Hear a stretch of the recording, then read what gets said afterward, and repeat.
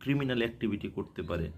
এবং সত্য কথা হলো যে আপনি যে এই যে ব্যাংকের ক্রেডিট কার্ড, ডেবিট কার্ড, তারপরে বিভিন্ন অনলাইনে সার্ভিস নিচ্ছেন, আপনার এই তথ্যগুলো দিয়ে সেও একই সার্ভিস, একই ধরনের ক্রাইম, একই ধরনের ভালো কাজ খারাপ কাজ দুটোই করতে পারে।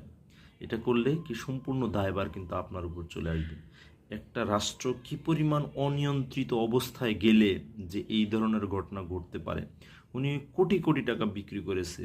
সাম্প্রতিক কিছু টেলিভিশন চ্যানেল এটা দেখিয়েছে যে তারা প্র্যাকটিক্যালি ওই তথ্যগুলো কিনতে চেয়েছে। কিনতে গেলে দেখা যাচ্ছে যে একটা মানুষের তথ্য নেওয়ার জন্য মাত্র 20 টাকা দিতে হয়। এটা কতটা লজ্জাজনক বিষয় যা আপনার হাজার কোটি টাকার ইনফরমেশান মাত্র 20 টাকায় কেনা বেচা হয়।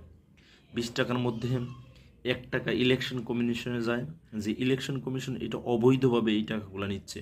কারণ এতে সে বিক্রি করার তারও কিন্তু রাইট নেই, কারণ ডাটা প্রোটেকশন অ্যাক্ট যতক্ষণ পর্যন্ত না